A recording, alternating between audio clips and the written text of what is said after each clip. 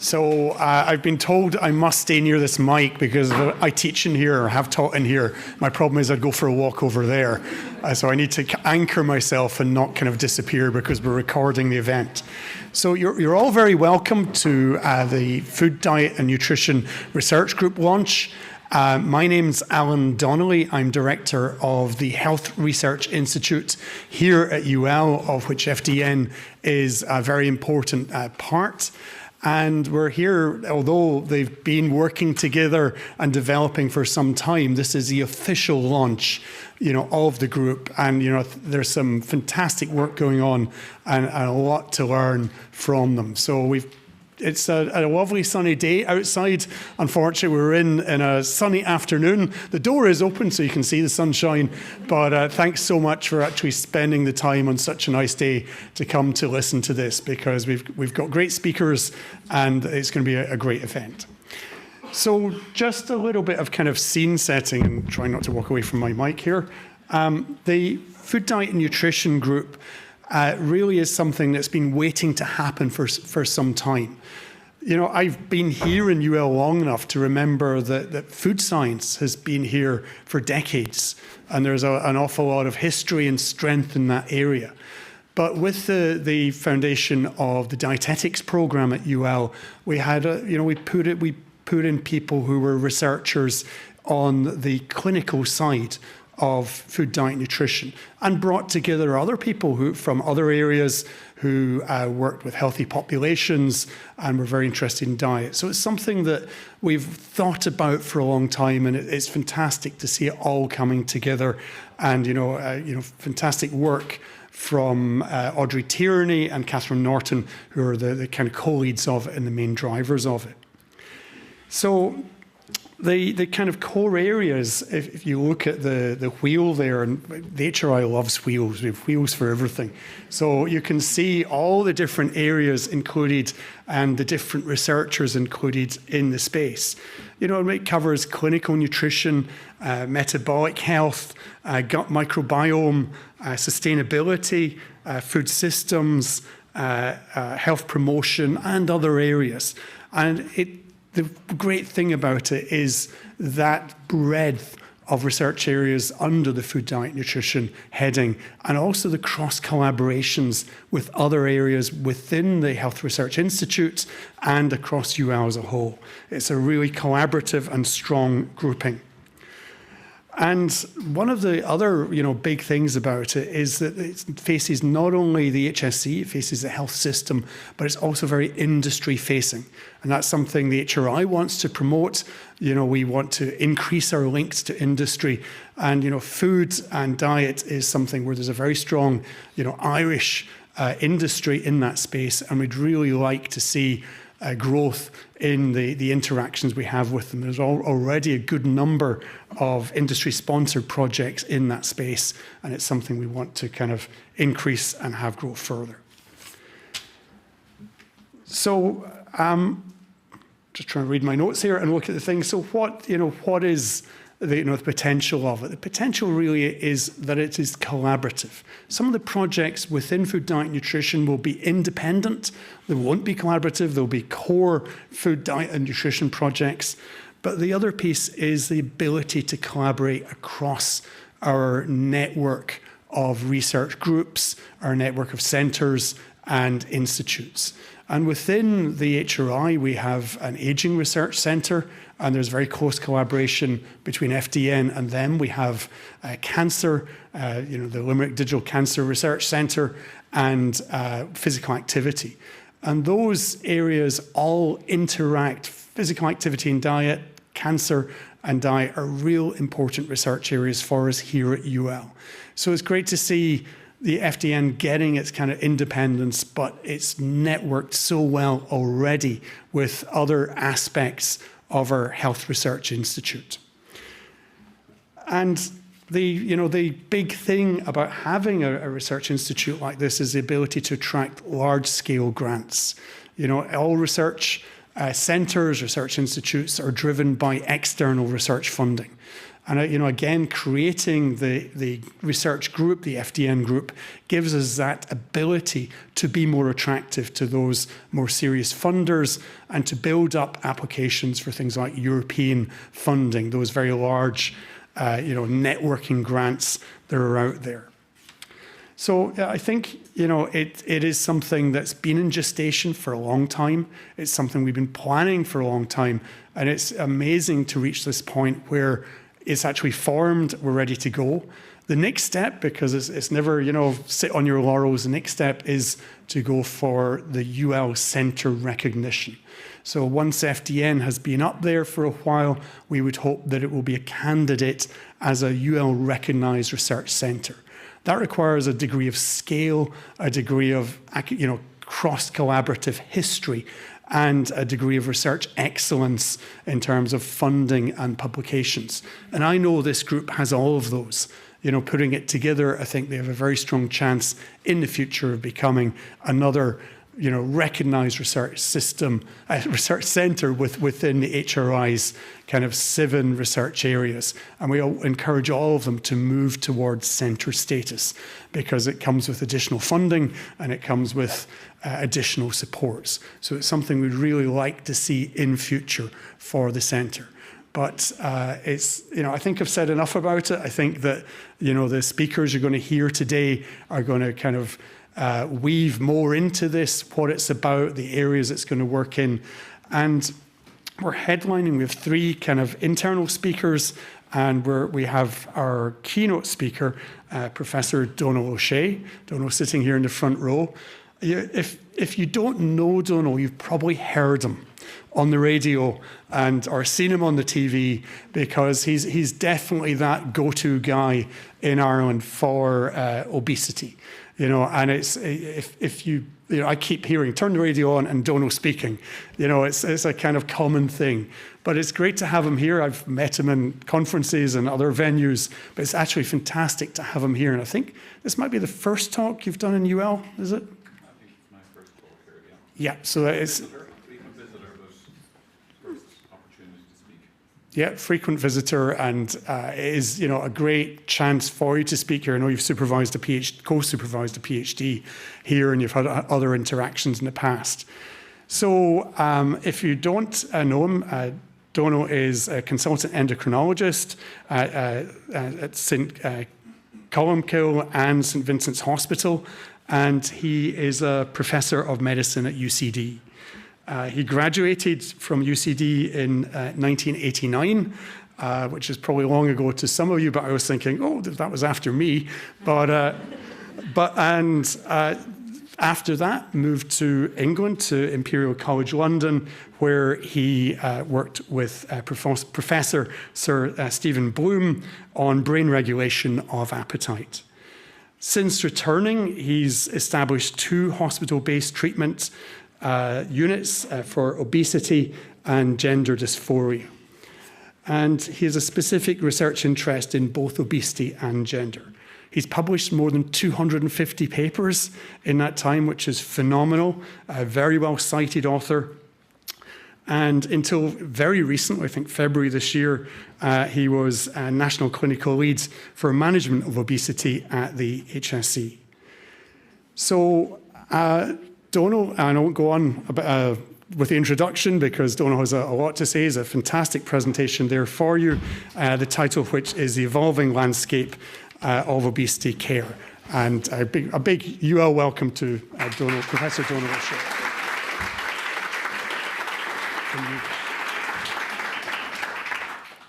Thank you very much.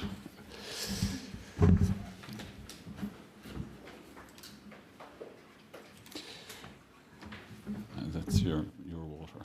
Yeah, so listen, thanks a million for the invitation to present here and for the hospitality extended beforehand.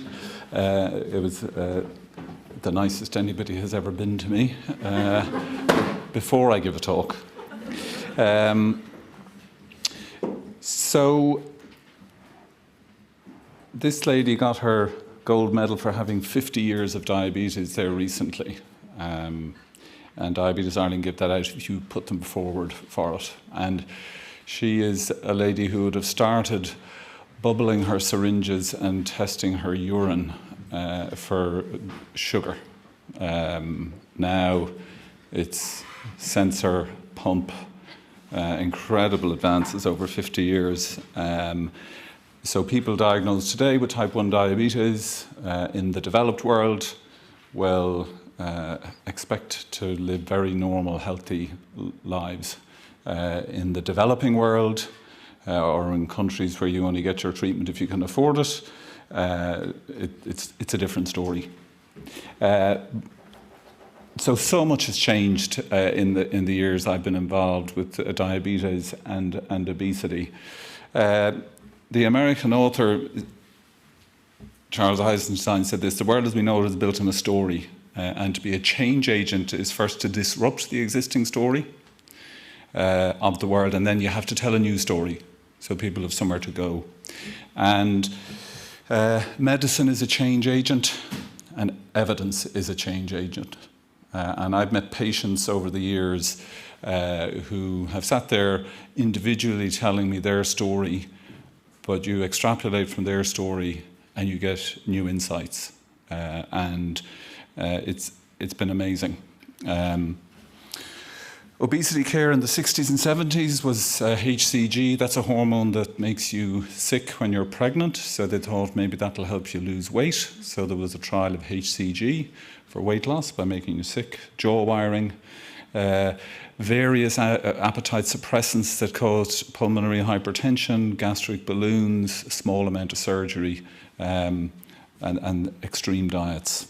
And then over the last 25 years, better understanding, better surgery, holistic care, recognition of obesity as a complex chronic disease. So as was mentioned, I moved to London because there were no training schemes outside of general practice and anaesthetics back in the 90s. So I went to London. Steve Bloom told me to read about 3 hormones before deciding what I would do my research on: NPY, CGRP, and GLP-1. Neuropeptide Y, I came back to him 2 weeks later, fascinating, potent stimulant of appetite, like it. CGRP, quirky. GLP-1, no future.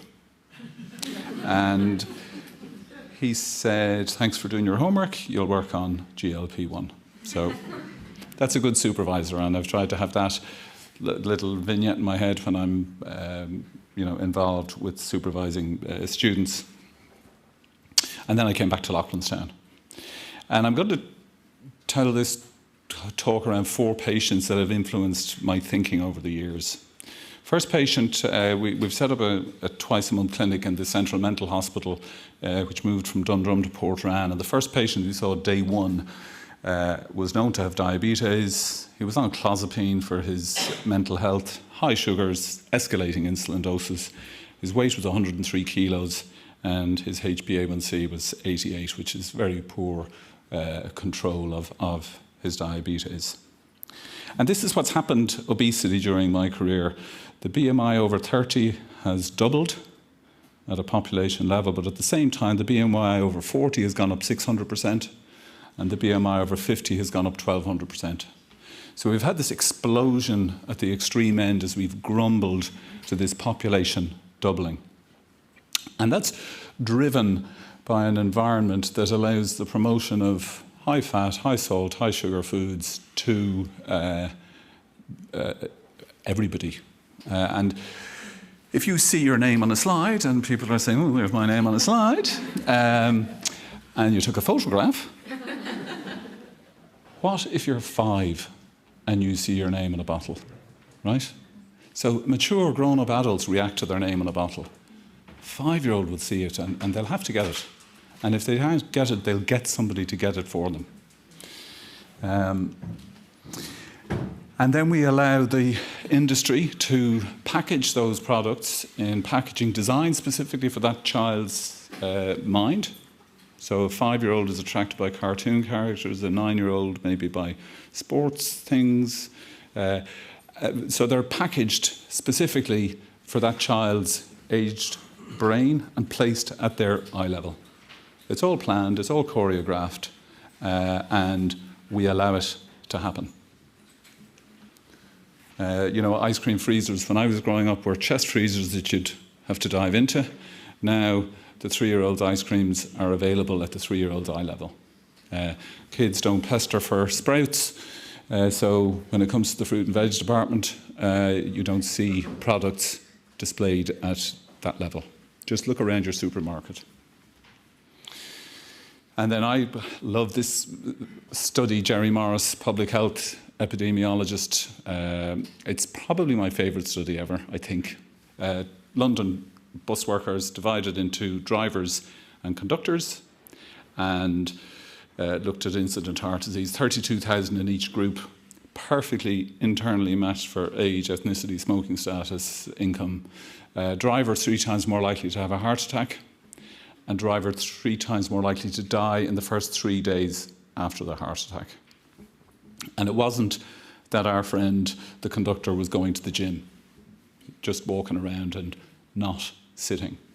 And you could argue all-day Pilates between going up the stairs and going around corners, so he actually was doing more activity than people thought about at the time, but still huge difference in heart disease.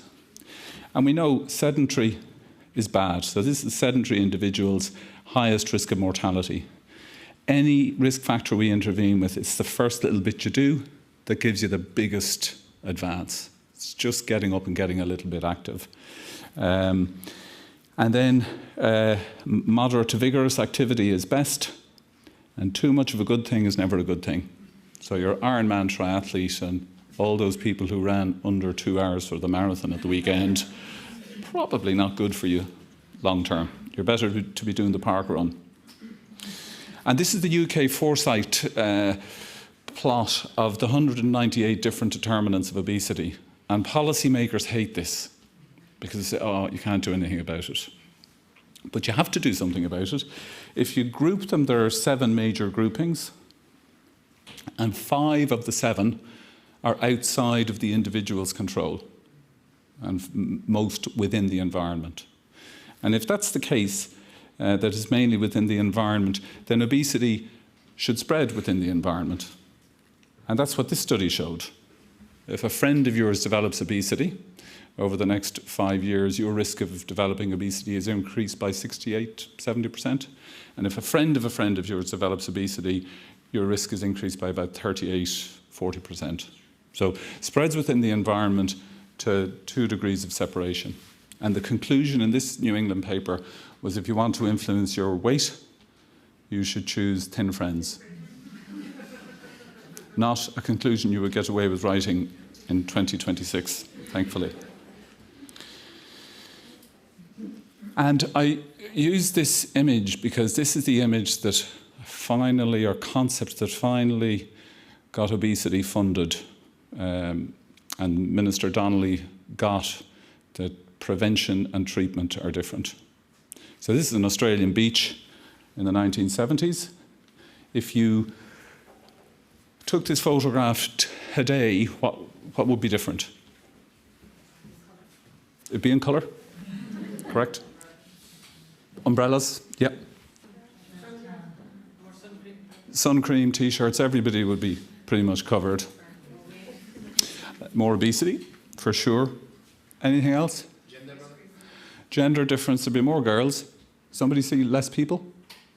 Did somebody say that? Yeah, somebody said less people. So yeah, I mean, and the other thing I think about this, I look at this, look at the heads-up eye contact. Every head would be in a device. We were talking about that at lunch. Every head would be in a device. The eye contact would be with the iPhone. So I did what any self-respecting person preparing for a talk like this would do. I went to Australia over Christmas to take a photograph for today.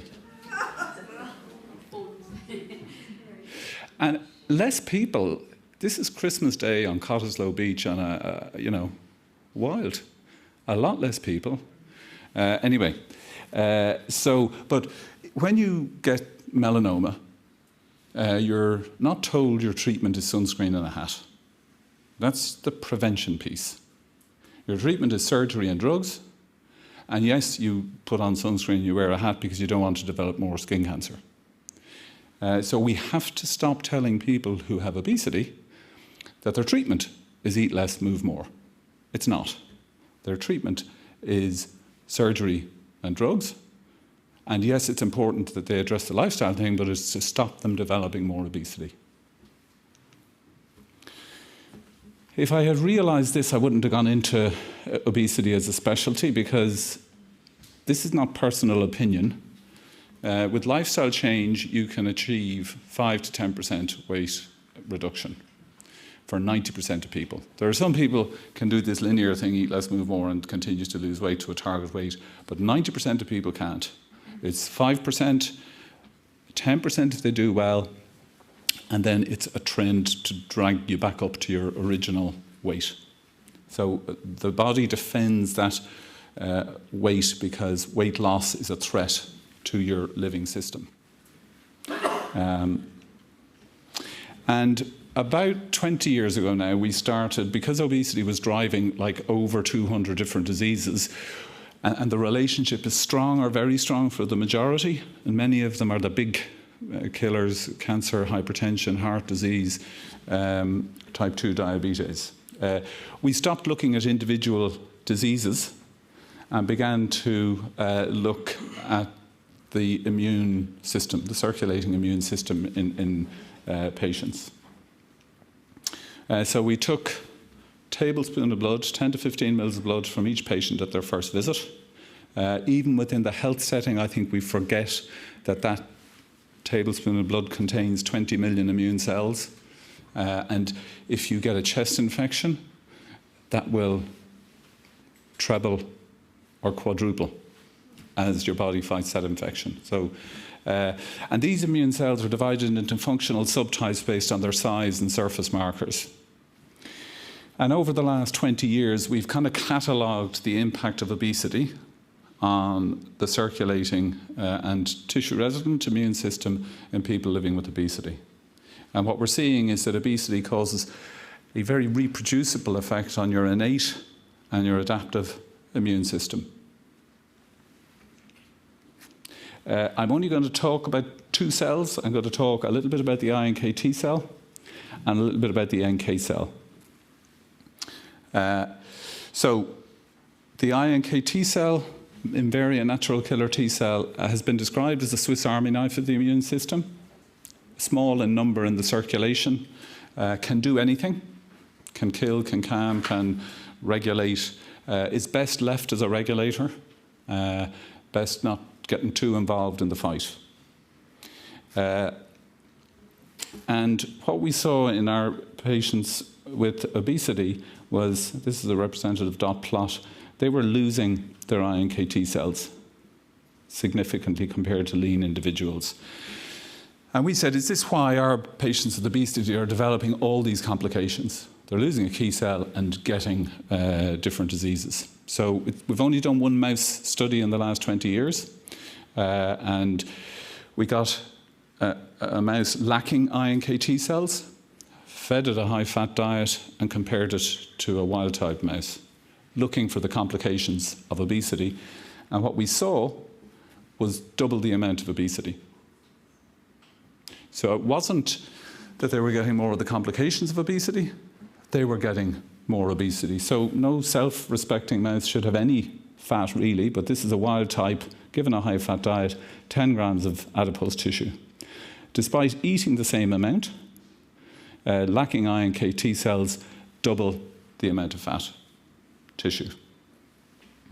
And that brought me back to this graph, which had always kind of bothered me. But if as you develop obesity, you are in turn turning off an arm of your immune system that is making you develop further obesity, then as you grumble to this population doubling, you can maybe begin to explain or understand why we're splintering off at the extreme end. The natural killer cell has been working in every one of us since we came into this room, carrying out a risk assessment of threats, and if it's threatened, then killing. And it kills by making perforant to drill a hole in the threat and then injecting granzyme to actually obliterate the threat. So this is an NK cell carrying out a risk assessment, and then you can see here it's kind of drilling into the threat because it's decided it's going to kill, and injecting the granzyme. This is a better example of it injecting granzyme into a muscle cell that it's attacking and the muscle cell disappearing. So what does obesity do to natural killer cell function? Well, we've looked in children, reduced frequency of natural killer cells in the circulation of our kids. They respond less well to vaccines. They're more at risk of infections and take longer to recover from infections. And the loss is directly related to the degree of obesity that the individuals have. In adults, it's the same story, a loss of number and a significant reduction in how much granzyme and perforin they're making. So every aspect of natural killer cell function is impaired in obesity. So we know obesity drives disease. The link is this reproducible impact that obesity is having on the innate and adaptive immune system. And where does the disease break out? Well, it breaks out where your family history is. So it's like where the earthquake happens, along the fault line. So if the family history is for type 2 diabetes, you'll have diabetes. If it's for psoriasis, you'll have psoriasis. If it's for liver disease, it'll be liver disease. This is adipose tissue, fat tissue real time. The white cell up here is the iNKT cell. It's up against the wall of the adipocyte. And these are mate cells and macrophages running around the blood vessels, the stromovascular fraction in fat tissue. And it's very dynamic. And when I qualified, adipose tissue was an inert lipid store. Nothing more than that. At lunch, you mentioned leptin. There was great excitement, 1995, leptin. Fat makes something. We now know fat makes loads of things and is incredibly dynamic. So you see a cell coming down there and actually abutting the iNKT cell, all the time instructing the adipose tissue how to behave. Most of the time they just pass by, it's crosstalk, but you see the green cell coming down and actually hitting. And we've done work that shows if you take that cell-to-cell contact out of it, you lose about 30% of your adipose tissue function. So you need the crosstalk and the cell-to-cell contact for full fat function. It's like the difference between kind of saluting somebody, shaking hands with them, kissing them. Different reactions. And we've worked out what's going on in fat, and this is important in our understanding of obesity. The iNKT cell is producing IL-10 and IL-4. That's instructing the macrophage to make catecholamines. Through the liver, it's instructing the adipocyte to make FGF21. And FGF21 and catecholamines cause browning of adipose tissue, and that's energy burn and weight loss. So is it important that we understand that? I think it is, because I think it helps us explain certain things that we know happen that we didn't really understand. So when you start on steroids, you switch off IL-10 and IL-4 production from your iNKT cell, drop your catecholamine production, drop your energy burn, and gain weight. Olanzapine and clozapine drop IL-10 production. And the reason we have a clinic in the Central Dental Hospital is the degree of weight gain in that environment is shocking. If you smoke, you bump up IL-10 production from your iNKT cell. That drives browning of adipose tissue and weight loss. So when you stop smoking, you lose that bump and you gain weight, even if you continue to eat the same. And we all know people who have used smoking to control their weight. Enter GLP-1. I didn't say MPY has gone nowhere. CGRP, quirky, is a once-monthly treatment for migraine. and then GLP is centre stage. And it has a lot of effects. Its main impact on obesity is felt to be satiety and delayed gastric emptying, i.e. it makes you eat less. We've always had the view that if the treatment of obesity is not eat less, move more, these treatments have to be doing more than just making you eat less for that statement to be true. So as I said, the main impact is this delayed gastric emptying and increased satiety. Second patient who's influenced my thinking is a lady who we gave GLP-1 to, and she happened to have psoriasis. And she came back to us 4 days after starting the GLP-1 for her diabetes with a bottle of whiskey. Thanks very much. My psoriasis has got better.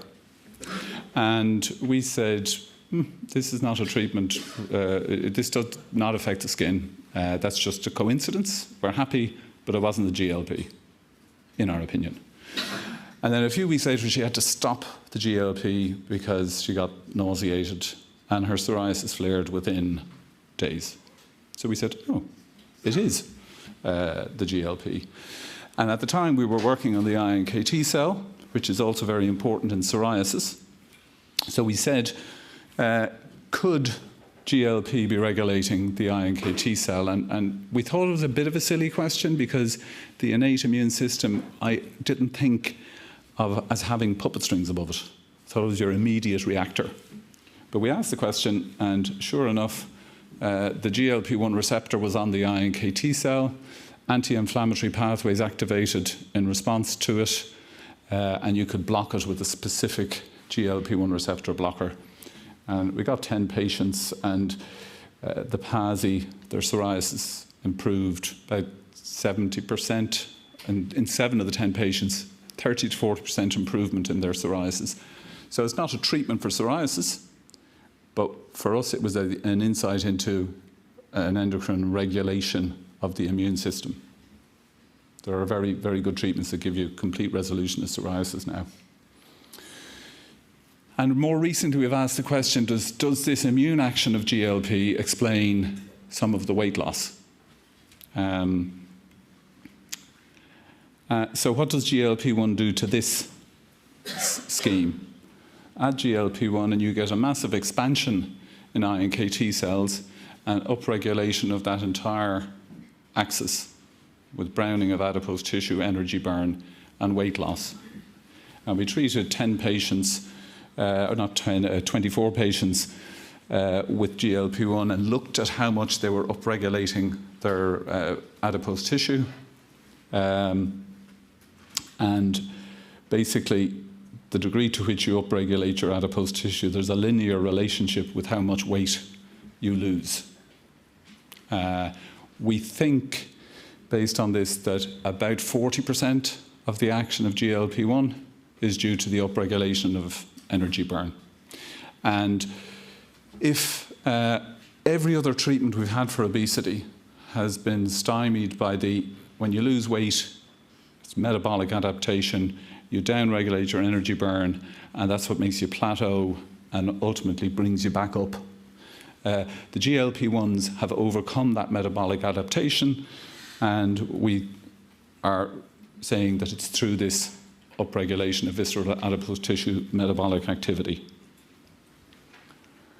So we're adding this increased energy burn to the way that GLP-1 acts on obesity.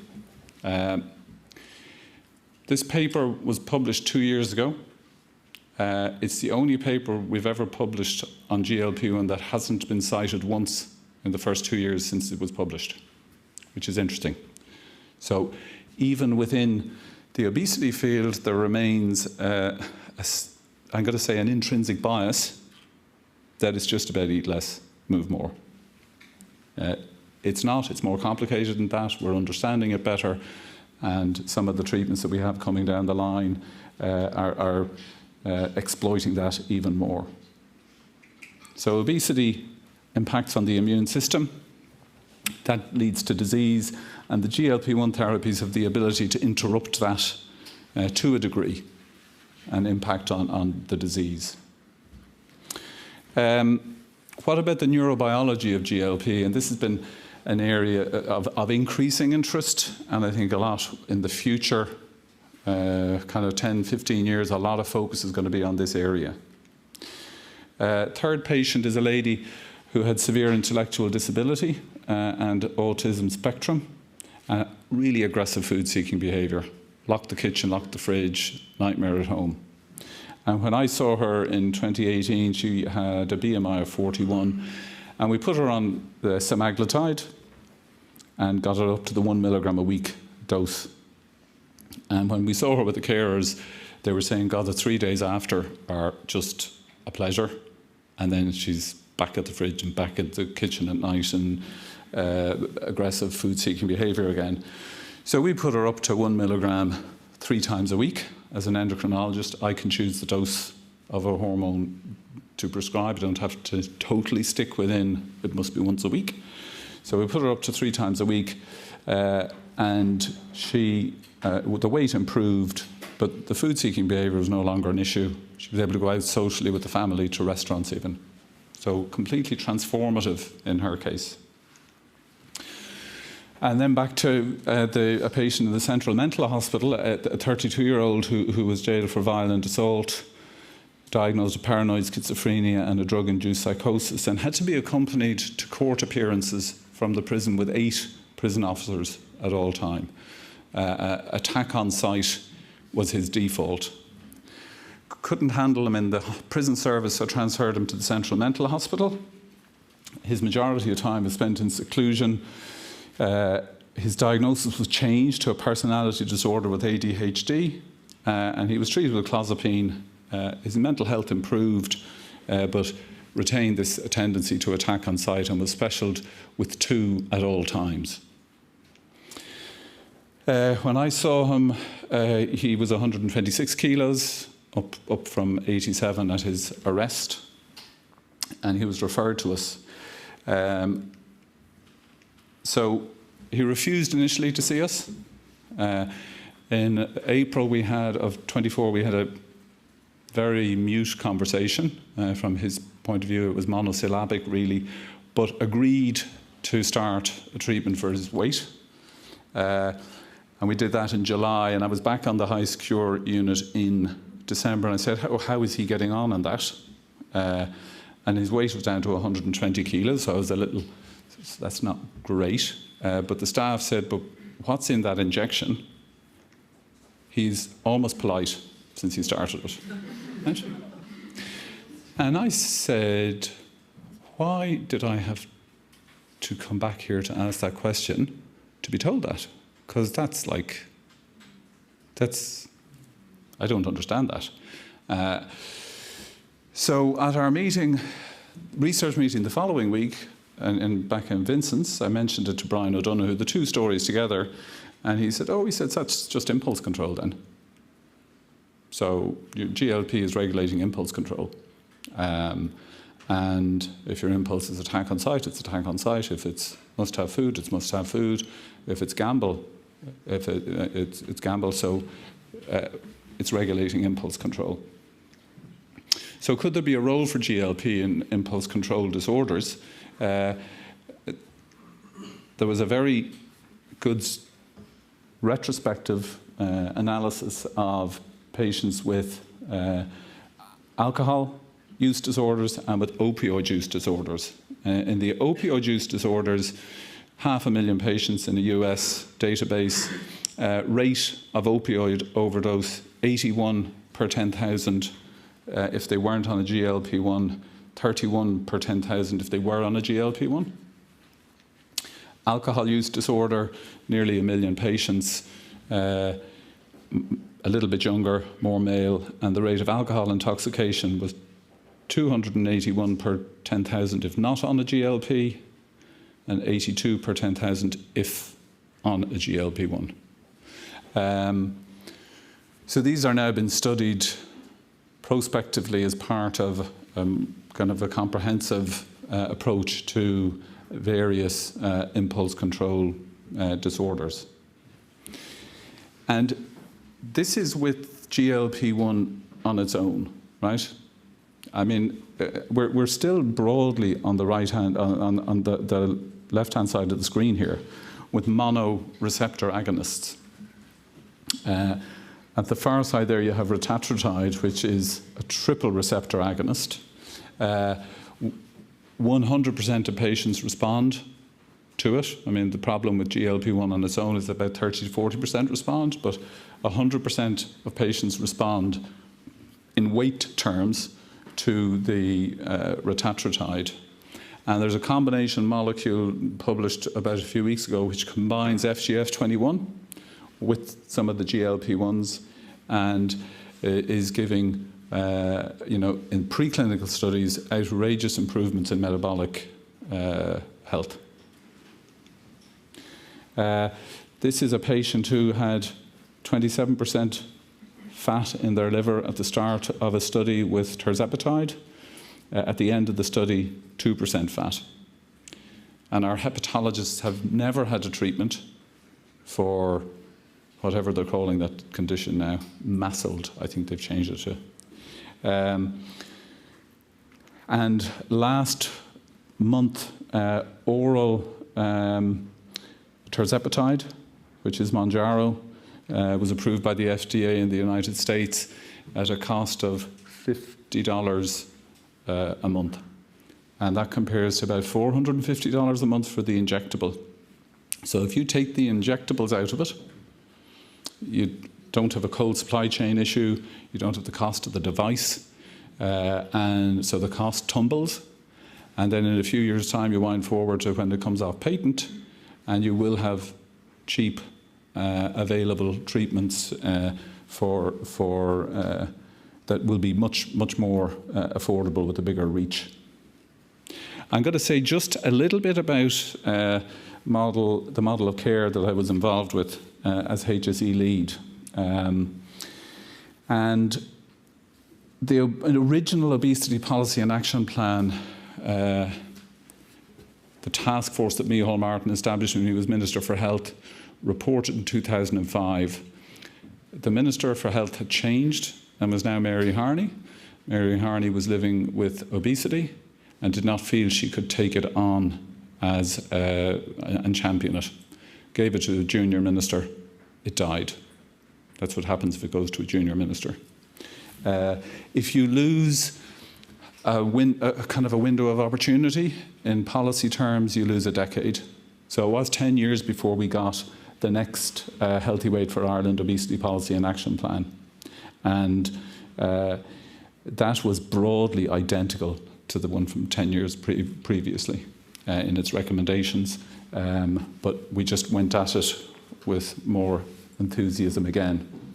And the key principles of it are that obesity is complex, multifactorial, that you must have access to treatment, that weight-based stigma can't be tolerated, and that all academic institutions should do exactly what you're doing here in forming this cluster, work at it, understand it better, and develop workarounds.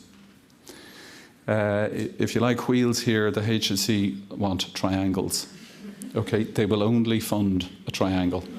So when we were doing our model of care, we had our model of care written, and then we showed it to somebody and said, but it's not a triangle. So we had to go away and turn it into a triangle.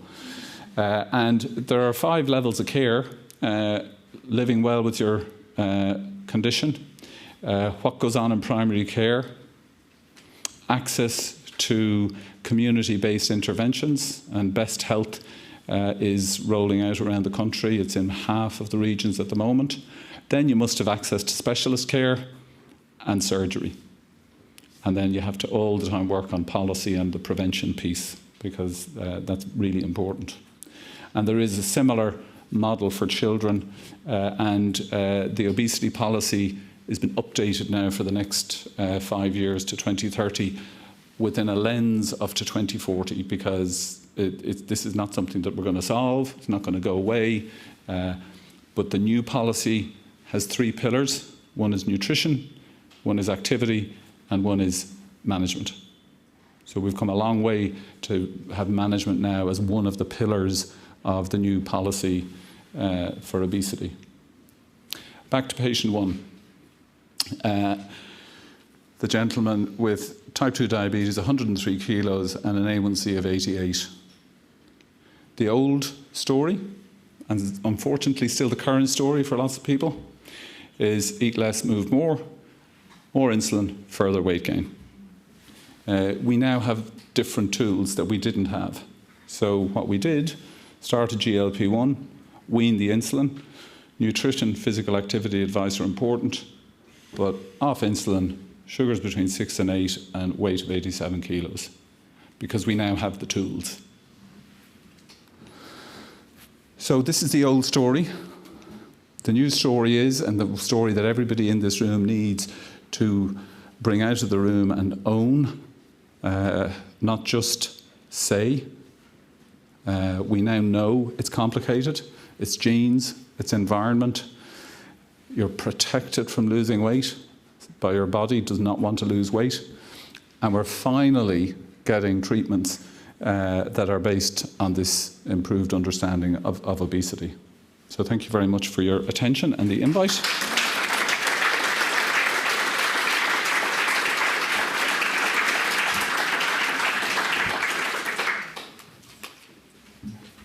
Are we doing a Q&A or a panel at the end? So what we had decided was that we'd leave our Q&A until the end, but we're actually ahead of time. Yes. So if there are questions for Donal, we have time for maybe 3 or 4 questions if anyone would like to ask.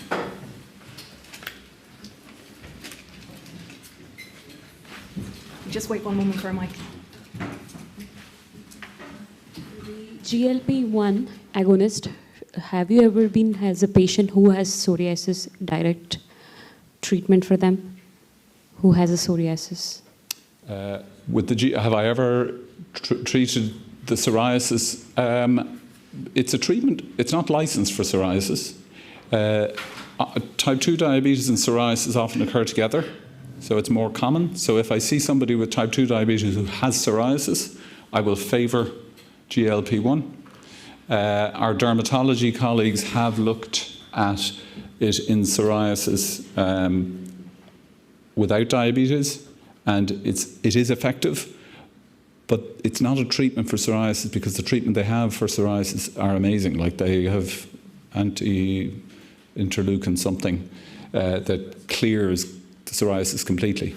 This just improves the psoriasis a bit.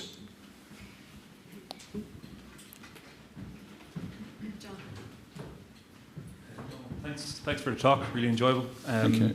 I just have a question about GLP-1 and its potential role in muscle. Has there been any progression on that, and whether or not taking the GLP-1 negatively influences muscle? Does it lead to declines in muscle mass, for example?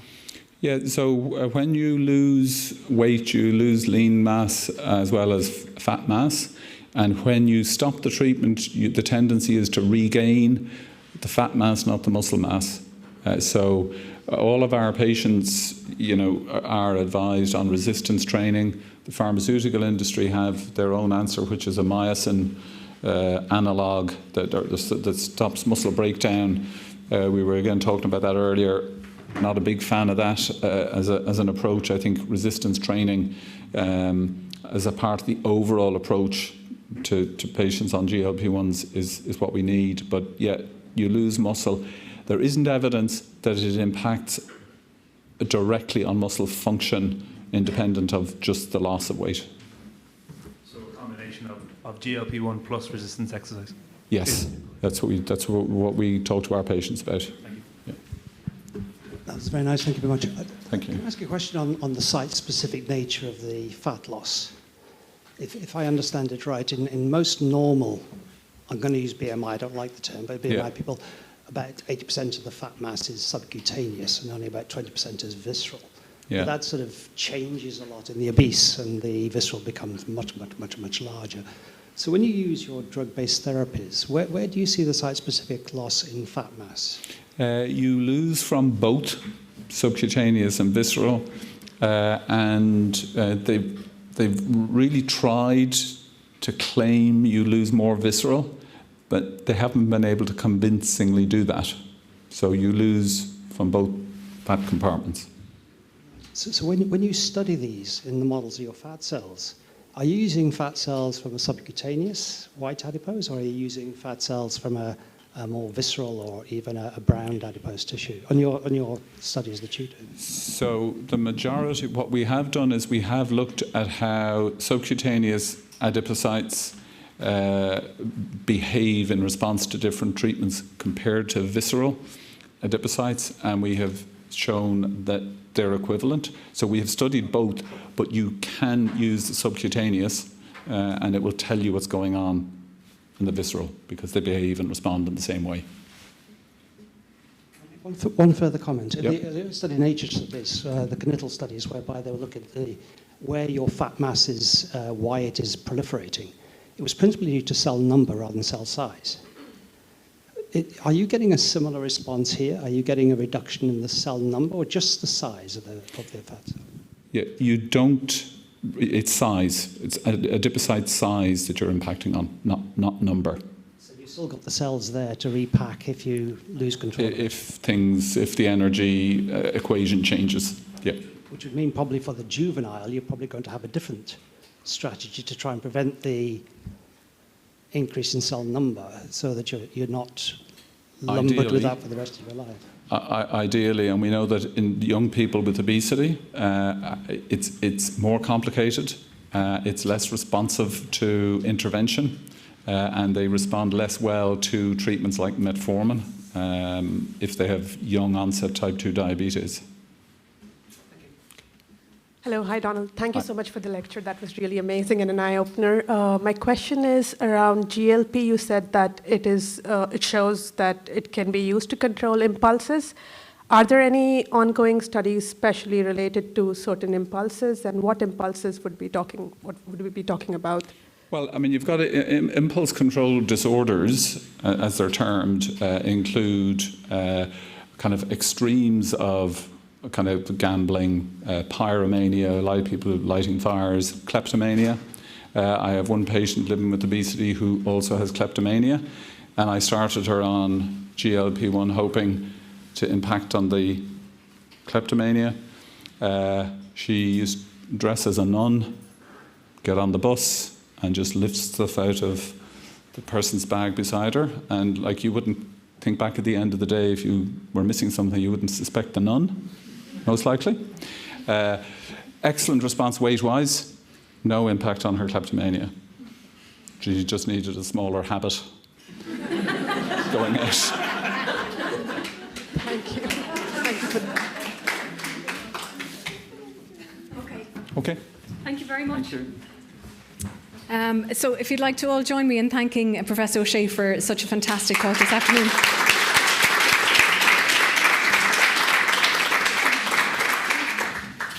So where we focused on pharmacology for this earlier part of the afternoon, we're going to move on now to look at more, firstly, from a dietary perspective, dietary interventions. So Professor Audrey Tierney is a professor in the School of Allied Health and Nutrition and Dietetics, and she's going to deliver her talk, which is entitled From Plates to Populations, looking at the Mediterranean diet and its role in health and disease. Thanks, Catherine. Okay, thanks very much everybody for coming today and for being part of our FDN launch. We're very proud of the place we're at now and hopefully can build momentum from here. So yeah, I'm going to talk to you today about the Mediterranean diet, and hopefully I'll have you all reaching or rushing out to buy a bottle of extra virgin olive oil or a jar of olives by the end of it. And maybe we won't be, as planes might be grounded this summer with the fuel crisis, we mightn't be heading off on holidays. So I'll try and bring a bit of the Mediterranean to you today and show you the benefits along the way. So when we talk about the Mediterranean diet, it's not one single diet. So we know that there's many countries around the Mediterranean basin, and the Mediterranean diet, there are similarities for sure, which I'll talk about, but there is variations and differences in the meals and the cuisines. So we're probably more familiar with the southern European countries, so Spain, the south of Italy in particular, in Greece and southern France.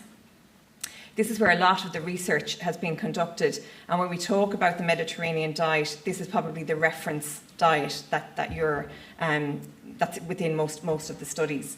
But to look at some of the other Mediterranean regions, the Eastern Mediterranean countries like Turkey, Cyprus, Lebanon, Israel, the cuisine here, it's predominantly pulses. It's got a particular emphasis on fish and seafood, whole grains and spices, and meze, so eating together and eating small plates.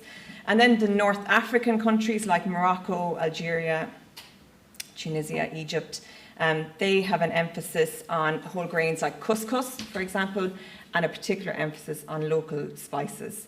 But there's commonalities across the Mediterranean basin, and I suppose what ties them together, more so than geography, are these key principles. So when we talk about the Mediterranean diet, it's encompassing of these principles.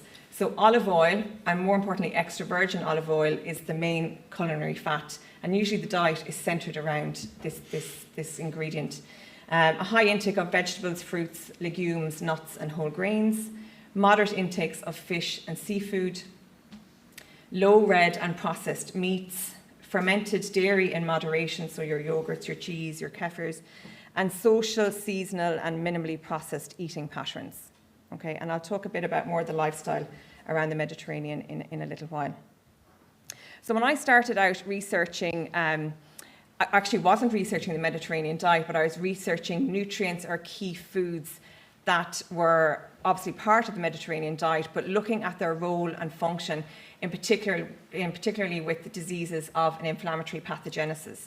So I did my PhD with Professor Helen Roach, now in UCD, and Luke O'Neill was also involved, where we looked at monounsaturated fats and their role in the metabolic syndrome and fatty liver disease.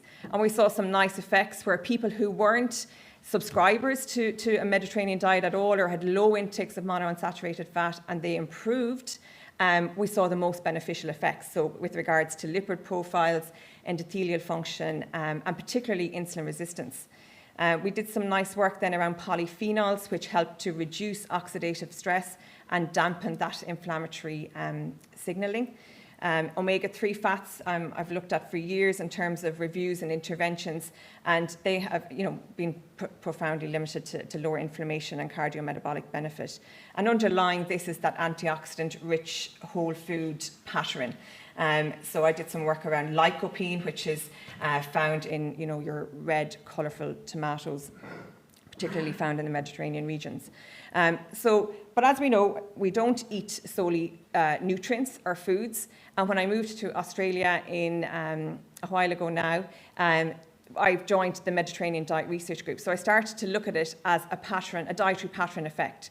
So like the great Greek philosopher Aristotle, who was privy, I'm sure, to a bottle of olive oil or two, the whole is greater than the sum of its parts. So we know that nutrients act together, and all that I've mentioned, polyphenols, monounsaturated fat, fibre, they act on overlapping pathways, so linked to inflammation in particular, oxidative stress, insulin sensitivity, and vascular function. And foods don't arrive to us singularly, they arrive to us on a plate. We eat them in combination, we don't eat them alone. So olive oil is eaten with the vegetables, and it's doused. Really, the vegetables are doused in this olive oil in the true Mediterranean regions. Nuts replace snacks. Plant foods are eaten across the day, and this changes the way food is absorbed. It changes how full we get, our satiety, our glycemic response, and overall improves diet quality. And I suppose that's been the thread of my research, is around how do we improve our overall diet quality. So the pattern works by displacement. So if we have a greater intake of the olive oil, nuts and vegetables, we obviously then have less of maybe the ultra-processed foods, saturated fat, refined carbohydrates. But I suppose when I was working in Australia, a lot of the research at the time was done in Mediterranean regions, and we wanted to know if this translated outside the Mediterranean region. So as I say, the Mediterranean diet is probably the most widely studied dietary pattern out there. So you'll see others like the DASH diet, but really, the literature, there's just a plethora of literature around the Mediterranean diet. And it's consistent across the full hierarchy of research. So in cohort studies, randomized controlled trials, And really the Mediterranean diet has been studied in every disease type and also in healthy populations. But I suppose the predominant or overwhelming evidence for Mediterranean diet lies within cardiometabolic benefit and longevity. And we can see this from key landmark studies such as the Leon Diet Heart Study, the PREDIMED, who are still publishing papers, and the CardioPrev study as well. But as I said, we were interested then, a lot of those landmark studies, as I said, were done in Mediterranean regions, and we wanted to see, could we get similar effects outside the Mediterranean basin? And we have shown now ourselves, and with the group in Australia and here in Ireland, and in other non-Mediterranean regions, yes, it can be achieved. We've shown with randomised controlled trials that it is transferable, and we see nice effects. So one of the first studies I was involved with in Australia was the OSMED trial. That's a trial looking at Mediterranean diet for the secondary prevention of heart disease. And we saw that we had greater improvement in those dietary inflammatory index scores with those that were randomised to the Med diet. And we saw some nice effects around, particularly with IL-6. I then led a study looking at the Mediterranean diet in patients with fatty liver disease, or MASLD as it's now called. And we saw that the Mediterranean diet improved liver outcomes and metabolic outcomes in adults with fatty liver outside the Mediterranean basin in Australia, so supporting that transferability into liver care. And then when I came back to Ireland, there was a lot of research going on in the School of Allied Health around rheumatic and musculoskeletal diseases, and there was a physical activity study happening at the time in rheumatoid arthritis led by Norley Kennedy. And I started to think, well, this is an inflammatory disease, and what if we looked at if the Mediterranean diet had impact here? So we ran a randomised control trial, and yes, we saw nice effects with physical function and quality of life. It was delivered in COVID, and so it was effective even through delivering the intervention through telehealth. So we can conclusively say that it's not a culturally bound diet, it's transferable, it's a clinically effective model of eating that is transferable. So how do we translate the Med diet into non-Med diet settings? So this is a bit of a reductionist approach, but the Med diet can be, I suppose, viewed as a plant-based diet. But sometimes I don't like that, because then, you go down the anti-meat rhetoric, and that's not what it is at all. But it is, more plant, less meat in a 4-to-1 ratio, whereas our typical Western diet is about a 2-to-1 ratio. And you can see there the olive oil intake can be upwards of 65 grams per day. So this is what a typical, a lot of the Mediterranean research that I've done has been based on the Cretan Mediterranean diet. And this is what a typical kind of evening plate looks like in Crete, in the Mediterranean, people that still kind of maintain that diet. So you can see, you're all familiar with the Greek salad, the small amount of meat, and the vegetables take up half the plate, and they are doused, as I said, in the olive oil. So a lot of the studies that we've done obviously has been outside the Mediterranean basin, and patients have asked for, support around translating this diet. And I think everybody in School of Allied Health has seen this slide numerous times now. So we term it the 10 Commandments, or basically the key principles of how to translate the Mediterranean diet into non-Mediterranean populations. So extra virgin olive oil as the main added fat, vegetables and salads with every main meal, use herbs and spices to flavour foods. Legumes, so your beans, lentils, pulses twice a week, fish, seafood twice a week, meat and chicken less often, smaller portions as we saw, whole grain sourdough breads, fresh fruit every day, fermented dairy every day, nuts every day, and my favourite is the wine in moderation, but always with meals. So, and then sweets on special occasions. So when I arrived back to Ireland in 2017, I started to look at the Irish dietary guidelines in terms of refamiliarising myself as I was about to teach students. And our Irish dietary guidelines are evidence-based, to say. They're evidence-based based on our local context. But I wanted to challenge, I suppose, the narrative, given the evidence outside the Mediterranean basin on the effects of the Mediterranean diet. And could we look at improving our dietary guidelines? Now, suffice to say, if you ate to the dietary guidelines, which only 30% of people do, you would, reduce your affect or your incidence of heart disease. You know, it is a sustainable diet if we ate to it. However, applying the Mediterranean dietary principles to make it, I think, more evidence-based around the cardiometabolic approach, you can see here that fat spreads and oils are up in the very small amounts in the Irish table. I've brought that down to use liberally for cooking, dressing, and drizzle. So it forms part of the kind of the main triangle. Red and processed meat. So red meat you can eat twice a day according to our dietary guidelines. I've just brought that up into less often and smaller portions. So not that we exclude it, but to be mindful of the amount we eat. We eat too much red meat according to our dietary guidelines. And I'm not anti-red meat. I'm a daughter of a Tipperary farmer, so he'd kill me. But we do need to be mindful of the amount that we eat. And the rest, you know, there is lots of parallels around the vegetables, salads and fruit, the whole grain cereals. But in terms of, you know, mediating our diet, can it be done? Yes, it can, and we've published that paper. Every study that we've done, we've looked at hybrid studies. So not only do we look at the effect or the efficacy of the Mediterranean diet, we do look at that qualitative patient point of view, as in what went well for you on the diet, was it easily accessible, you know, trying to understand the barriers to implementation. So the evidence is there, but how do we implement it? And this was from our MEDRA study, the Med Diet in Rheumatoid Arthritis. And patients viewed the Med Diet oftentimes as costly. So they viewed it as expensive or hard to afford. Now, they viewed it, but in actual fact, if you looked at food baskets, it wasn't actually more expensive. Access and availability. So some people did find it difficult in sourcing, you know, typical Mediterranean foods like nuts and extra virgin olive oil if they didn't live, you know, near you know, a town. Probably the biggest ones were time burden around meal planning, shopping and cooking, limited cooking skills, so how do I cook more Mediterranean? Mismatch with local food culture, like our Irish dietary norms around red meat, breads, potatoes, etc. And more often than not, people said, well, I couldn't really adhere to it because my husband didn't want to eat, you know, he wanted red meat every day, or the kids just wouldn't come on board with it. So that's family and social pressures play into it as well. What we do in our studies is we try and support patients around building the Mediterranean diet within their, you know, their normal everyday diet and dietary practices. We provide them with meal plans, shopping lists, and constructing, you know, around what they currently eat. How can we modify it?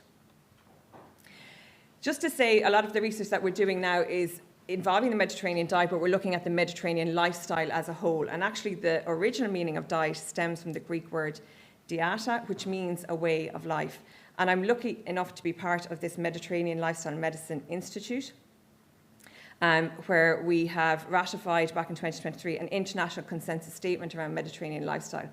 So the theory is that those non-nutrient components of the Mediterranean lifestyle, such as conviviality, lifelong social connectedness, purposeful living, you know, living through adversity, preservation of local customs, that they all play into those landmark studies like the Leon Hart study, the PREDIMED study, in terms of the effects that they saw, that it's not just about diet alone, and we're really keen to explore that a little bit more.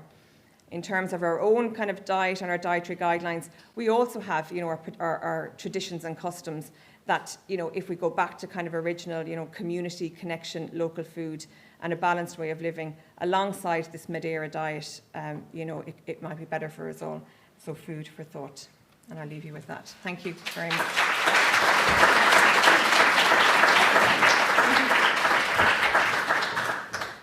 Thanks very much, Audrey. I was smiling when Audrey had her food for thought at the bottom of it.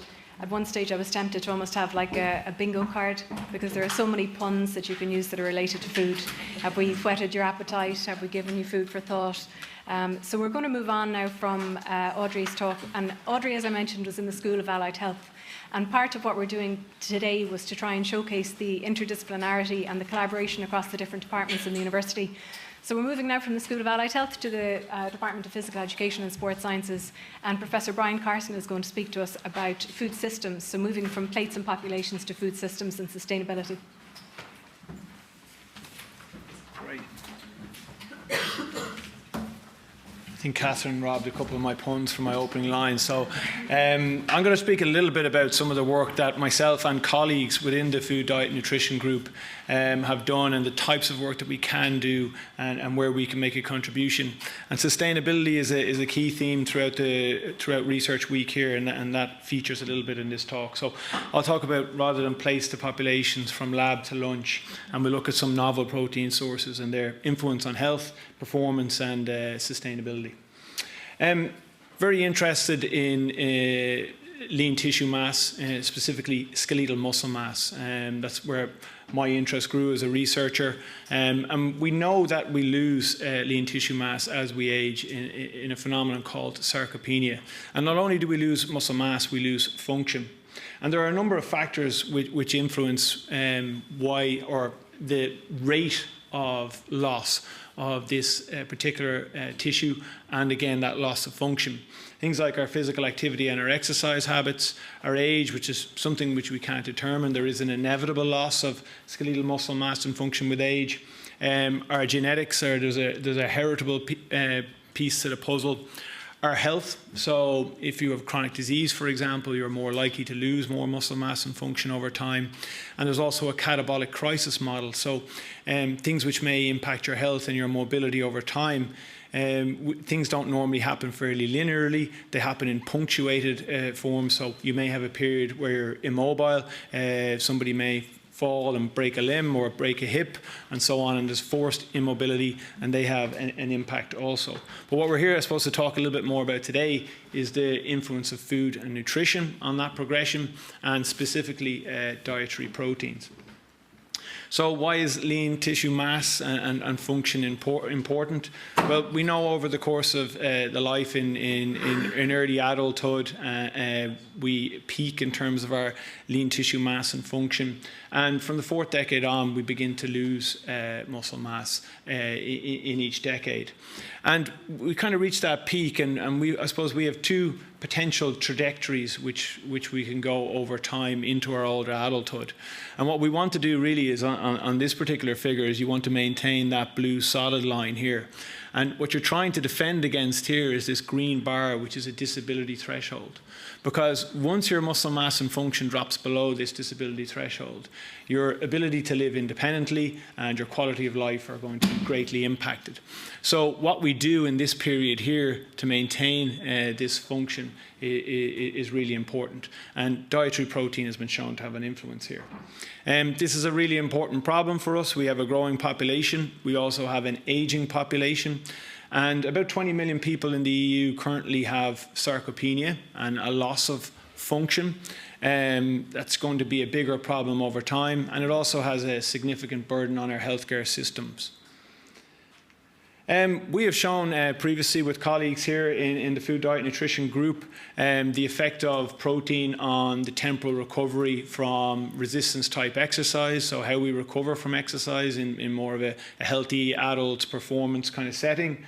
And we've also shown that dietary protein has a role in a suite of nutritional strategies for improving sarcopenia outcomes in older adults. So it has an influence across the health span and across the lifespan. Increasing daily protein ingestion may enhance gains in lean body mass.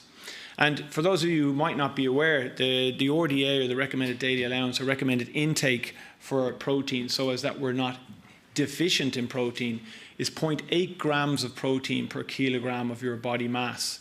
So for someone like me who's about 80 kilos, you're looking at around 64 grams of protein a day to not be deficient in any way. However, more recent evidence and almost consensus across scientists in the field, and particularly for older adults, would suggest increasing that minimal recommended intake to around 1.2 grams of protein per kilogram of your body mass per day. And we also have evidence to show that in athletic populations, in those who are very physically active, that they could benefit from protein doses at greater than 1.6 grams per kilogram per body mass. There appears to be no real additional effect once you go above 2 grams per kilogram. So there is some sort of finite limit to where we can go. Protein is having a bit of a moment right now, and it will be marketed at you very heavily. So it's not more is more, but we think beyond certainly what the current recommended intake levels are would be beneficial for health. We also exist in this period where we are entering or are already in a climate crisis, and sustainability is kind of weaved into everything we're doing here at the institution, and I'm sure it's impacting everybody at scale in society. But we see lots of kind of scary headlines like this, and as the daughter of a Tipperary farmer who might produce red meat, you won't like to see any of these particular headlines. So meat and dairy have been kind of made a bit of a bad guy for the planet, and that we should all be moving to alternative proteins. And when people say alternative, they generally mean plant-based proteins or some fungal proteins, and that the future is these alternative proteins. I'd like to take a bit more of a balanced view, that apparently these animal-derived proteins are bad for the environment and we should move to these alternatives. But I'd make the argument that some animal-derived proteins are sustainable, and some alternative proteins are not very sustainable. So some alternative proteins that we may be encouraged to consume are not very easily accessed locally and have to be transported here and so on. But some animal-derived proteins are sustainable, and I'm going to talk about a couple of those today. So what I'm trying to say is that the global demand for high-quality protein is increasing. We have an increase in population, we have urbanization, we have an aging population, so our needs for high-quality proteins are increasing. And what we need to do are identify multiple sustainable protein sources which meet these demands and needs for protein in older adults. I should also say that much of the sustainability issue is around food waste, and I'd like to expand that circle that I have there to include the one above it, including dairy products. We've lots of waste from dairy and from fish and seafood. However, there are ways of us utilising that waste, and as there is valuable protein within that waste. And I'll show today some studies where we have actually done that before, and we can utilise that as part of a more sustainable strategy. So from the lab to our lunch. So this particular study looked at a blue whiting protein hydrolysis. Most of you won't eat blue whiting on a day-to-day basis unless you're very fond of your fish fingers. Blue whiting is plentiful in the Atlantic and off Irish shores, and we take the flesh of it and put it into some of these kind of processed fish products. However, lots of fish get either thrown back in, they get badly damaged, parts of the fish get discarded, but these elements of the fish actually contain valuable proteins which we can salvage and we can put into products and potentially utilise. And that's what we did with colleagues in the Food, Diet and Nutrition group, particularly Dick Fitzgerald and Miriam Amigo-Benefant and Asa Salotri, who's here today from TU Dublin. We extracted these proteins and we hydrolyzed them, and we put them into a shake, a nice fish shake for any of you who are interested in volunteering for any of our studies. And we fed them to older adults. And what we did immediately after is we took their blood. So the nutrients from these shakes were now circulating in the blood, and we wanted to see if we incubated skeletal muscle cells in a culture dish in a lab, could we watch these muscles grow? And so what we did first was we measured the blood. So there are particularly bioactive portions of the protein, so proteins made up of amino acids. Some of them you can only get from your diet, and they're called essential amino acids, and they have a big influence on muscle growth. And so we wanted to measure, were they present in the blood after these meals? And we can see here with both a whey protein, so our old friend whey protein, which is also a byproduct of cheese production and originally cast as a waste product, which has been salvaged and a new purpose has been found for. We see that with both those and the blue whiting protein hydrolysis, that we do have circulating essential amino acidemia. And then we put this blood, this serum, onto our skeletal muscle cells in a dish in the lab. And what we can actually observe is we can watch these muscle cells grow, and we can measure muscle protein synthesis in these cells. And we see that in both of these conditions, versus a non-essential amino acid, so amino acids which don't impact muscle mass or muscle protein synthesis that we know about, we can see that these proteins are effective. So here are two potential waste products which have been salvaged and are reutilised and are contributing potentially to the regulation of muscle mass. But that's fine in a lab. What about our lunch plates? So can we make these muscles grow in people? So we took 30 older adults in collaboration with colleagues at DCU and at University of Toronto who were 50 to 70 years of age. We gave them again the non-essential amino acid, or what was our negative control, whey protein isolate and a blue whiting protein hydrolysate. And what we found again was that matching what we'd already done, we saw great circulating essential amino acidemia. It was highest in the whey protein group, but very elevated in the blue whiting group. And then we did a resistance training session and fed it to these older adults, and we looked at muscle protein synthesis. So again, we looked at a marker of their muscle growth. And again, what we see with both of these proteins is that we can stimulate muscle growth beyond what a non-essential amino acid protein can do. So showing that there is value in these waste products and that we can reutilize them in a more sustainable approach and that they can contribute to the overall requirement in dietary protein needs. So we can take a waste product, in our models, we can feed it to humans, take their serum, incubate it in a plate. We can look at some of the mechanisms as to how the ingredients or the functional nutrient may work. We can see how a muscle is regulated, whether it grows, doesn't grow, whether it differentiates, and lots of its behavior. And then ultimately, probably none of you will be too enthused about having a blue whiting protein hydrolysate shake. I can tell you that any of my volunteers were hardy individuals. But where are you going to see it in your plate? So what these ingredients would be used for is the fortification of different foods. So imagine a soup which has been fortified with a blue whiting protein hydrolysate. So your high protein soup has been fortified with something. And that's how these ingredients might contribute to the overall story over time. So these are the Sustainable Development Goals that this work actually aligned with. And I hope I give you a little vignette into some of the work that we can do here in the Food, Diet, Nutrition Group. Thank you very much.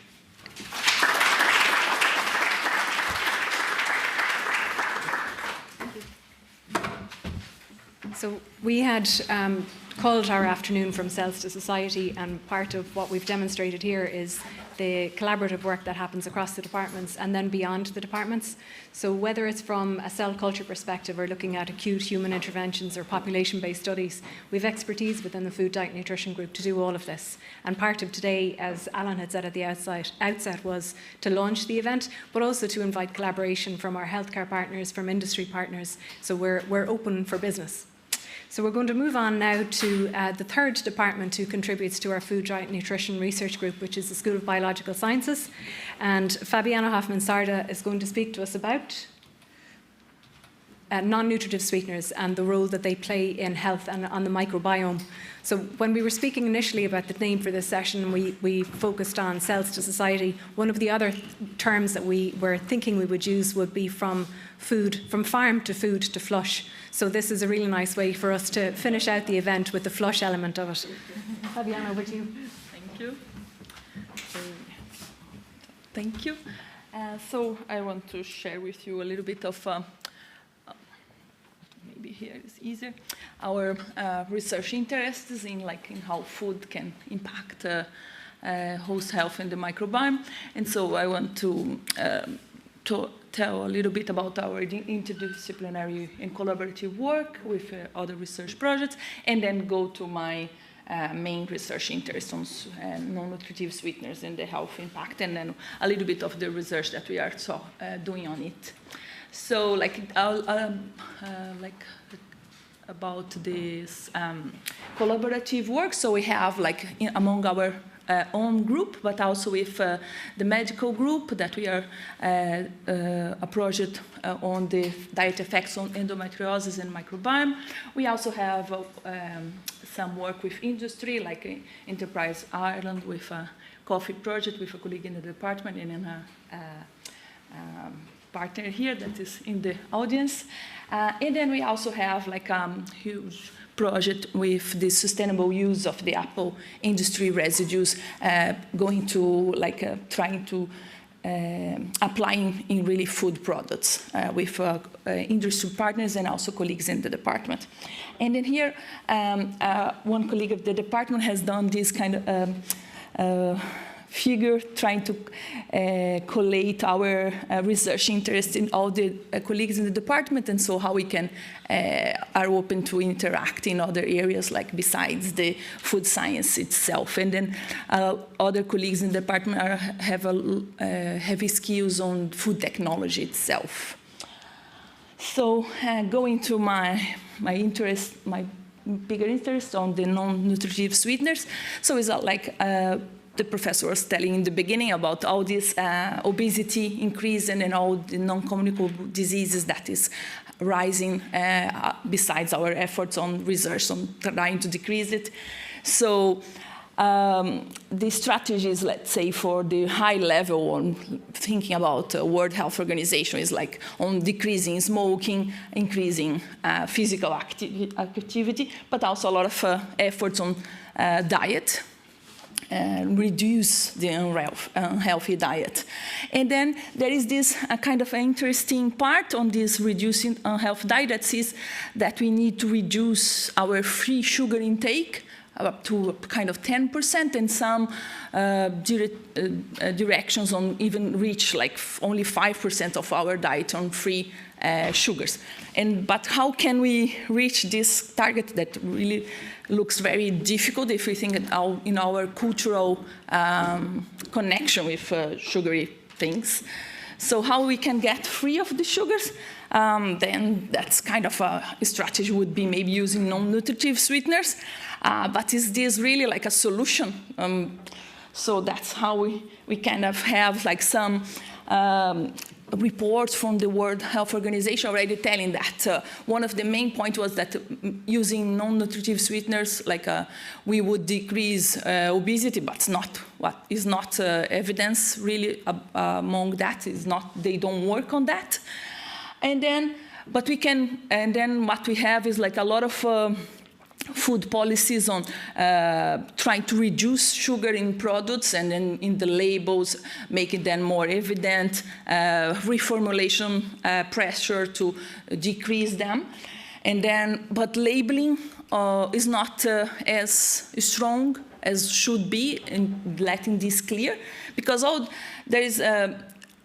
the non-nutritive sweeteners, they have acceptable daily intakes recommendations, so limits that we should follow, and they are safe if we follow these recommendations. But if we start to using them in a lot of different products, and then there is no label at all telling how much we have of them, we can't really control how much we are taking. Like, we are very used to seeing our labels like how much salt we have, how much salt we are consuming, or proteins, or fat, but there is absolutely almost no information. We just know which sweeteners we are intaking, but not how much we are. And then in the last years, we are having like a huge amount of products with different sweeteners. So this understanding what is this acceptable daily intake is not so clear. And then in populations, like in terms of what are the risks or benefits of using them. So we have like a lot of, let's say, different behavior among related to them. Like some people don't even know what they really are, and then some are really focusing on really eating a lot of products that have them. So, and how we kind of thought that we could, let's say, help to clarify this or study more or add into literature around that. So we think that we should work in a translational relevance mode, like, and then we kind of got like 3-4, let's say, directions for our research, like here, and then I will describe the 4 aspects that we are working a little bit on.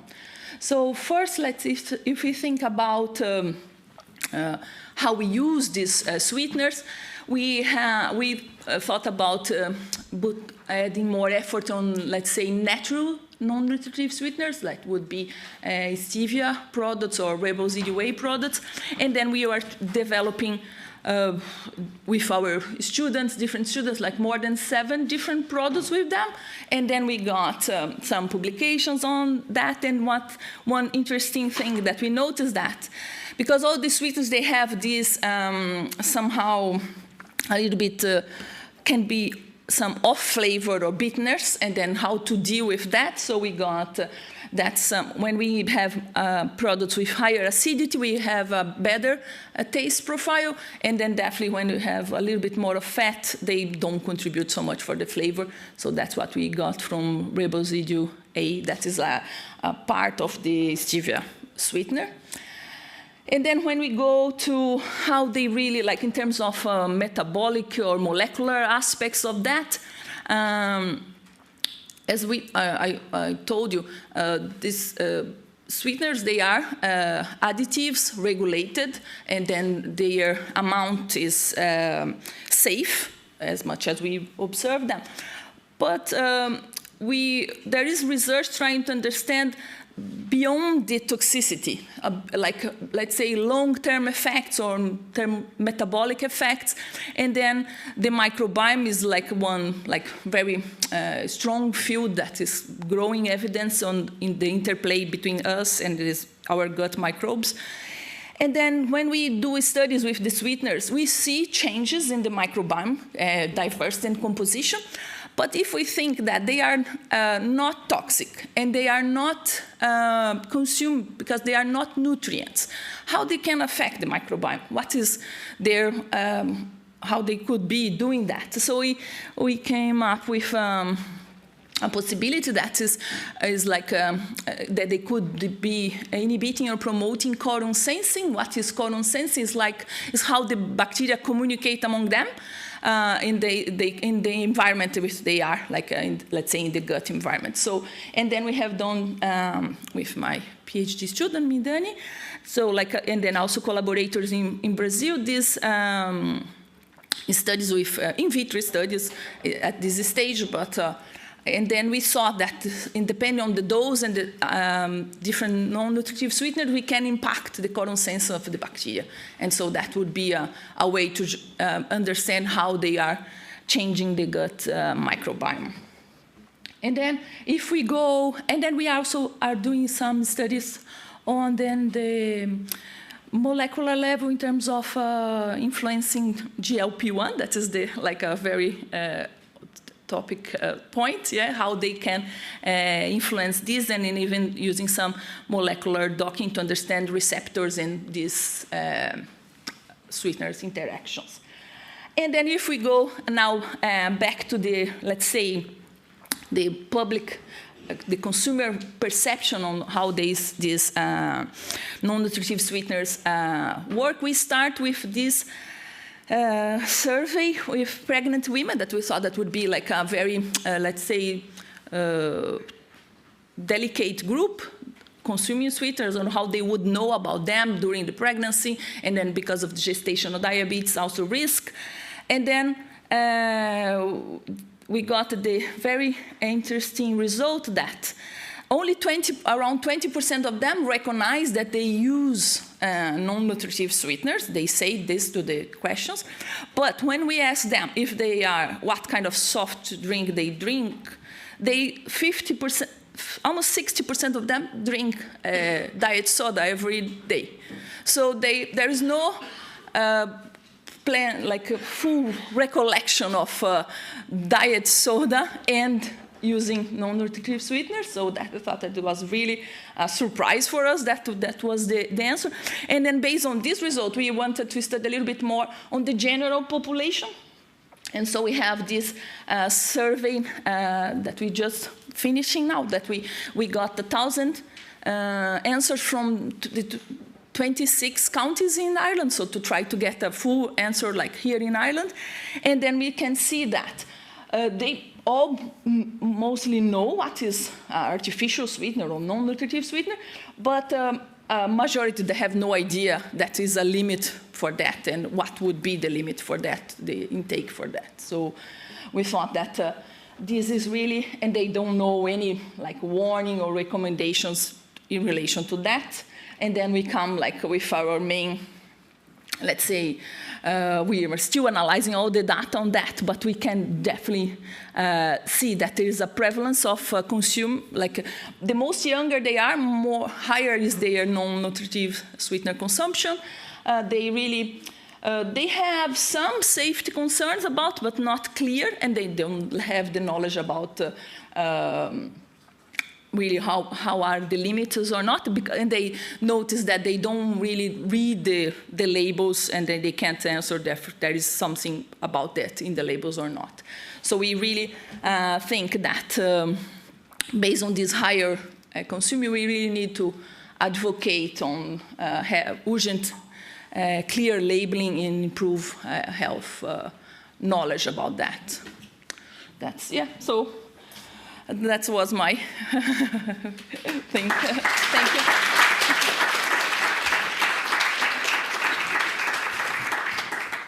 Thank you very much, Fabiana. So what I'm going to do now is invite all of our presenters to join us up here at the top for a panel discussion. And while you are all thinking of the questions that you'd like to ask, I'm going to ask our panelists to give, I'll stay here, yeah, to give almost yes or no responses, or very quick fire responses to these questions.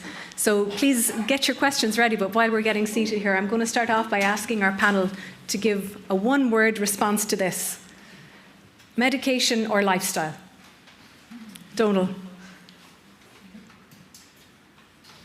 Both.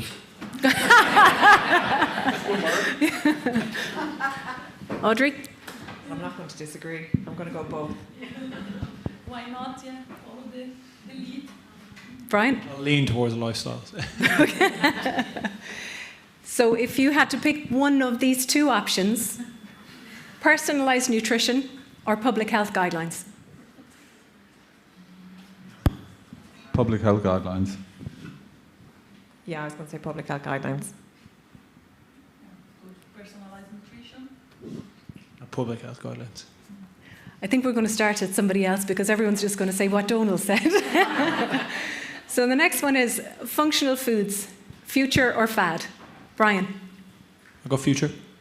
Yeah, future for sure. Yeah, future. Future. Even though, Brian, you said that protein was enjoying its time in the sun, that it was a fad at the moment? I definitely didn't say it was a fad. I just said it's having a significant moment. And maybe some of the recommendations are gone maybe beyond what the science says. And the last one then, before I hand over to the audience for their questions, AI in nutrition, opportunity or risk? Fabiana? I think it's a great opportunity in, like say, for at least in microbiome studies, we have a lot of research, but we still don't have like a biomarker or what is really like how we know that gut microbiome or skin microbiome, any microbiome is really in a good state of health.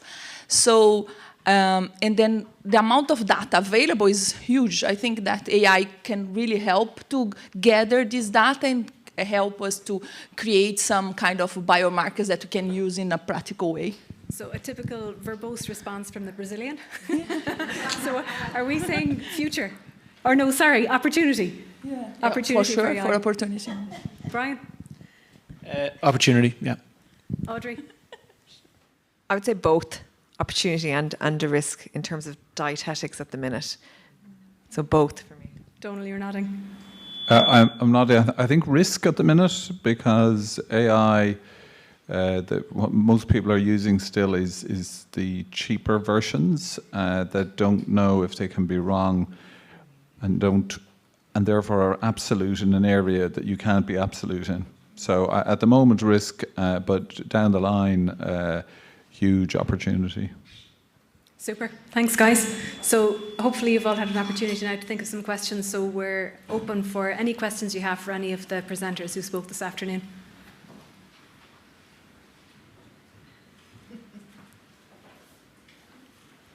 Yes, please. How can you fight the big companies that want people eating rubbish so that they make profits, but at the same time, those companies provide the finance for research? For instance, Monsanto. If you go against Monsanto in this university, the whole institution is against you. That's just one example of so many. So the circle is just very difficult to break. Is it? I think nearly impossible to break, but you can't afford to have that attitude. I think the way the vaping industry has emerged over the last kind of 5 to 8 years has just been a recapitulation of cigarettes in the 70s or 60s. And I also, have a concern about, like, the pharmaceutical industry is an industry. Every bit as much as the food and drinks industry, and has its dark side. So the role of a university, the role of research based in curiosity and truth has never been more important than it is at the moment.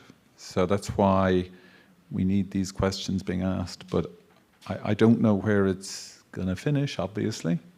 It's a challenge. Obviously a significant challenge. I will say, though, there's a temptation to think, or there's a perception perhaps, that if research is funded by industry, then it's automatically tainted or coloured. That hasn't been my experience. We've worked with many industry partners, some local, some international, and once the proper boundaries are in place, it's actually a very functional relationship. Once there are no real limitations on publications, and that the researchers own the design and the analysis of the outcomes and can publish those freely. Once those protections are in place, my experience has been fairly positive overall. So though there may well be, and there are plenty of examples in history of studies which are tainted, I don't think it's right to do that for all industry-funded research. And I say that with a COI that I have been funded by research. Do we have any other questions? Oh. John. This is for Brian. So you were looking at whiting hydrosylates. Am I right? Yeah. Did you find that there's any other types that were also beneficial, or and what was the reason for using the whiting? I know you mentioned the amount of them, I guess. So is there anything else? Yeah, and Dick would probably be better able to answer this question than me. We did use others, actually. And in that particular study, we were working with an industry partner, Biomarine Ingredients Ireland. And as we said, blue whiting are quite plentiful, and they show up and catch. And they're not something that you're likely to have on your dinner plate. They're quite a bony fish, and not something you're going to potentially cook in that way. We also investigated sprat. And actually, we hydrolyze the proteins in a number of ways through Dick's lab, Dick's innovation, and we tested a number of these hydrolysates, and actually the sprat came out as very bioactive, and that particular blue whiting protein hydrolysate was the most bioactive of a number of them. So not all of them were. Just to say, from a food science perspective and processing perspective, when you hydrolyze a protein, you're potentially releasing different bioactivities, because you're cutting and chopping it in a certain way that different polypeptide chains emerge, and that's why they have different bioactivities. So it so happens that I presented one which was one of the more bioactive for muscle protein synthesis, but we had sprat, and I think Asa, you led on that work, but most of this work came from Dick's lab. If you wanted to say anything more, Dick. Do we have another microphone for... Thank you. Thanks, Brian.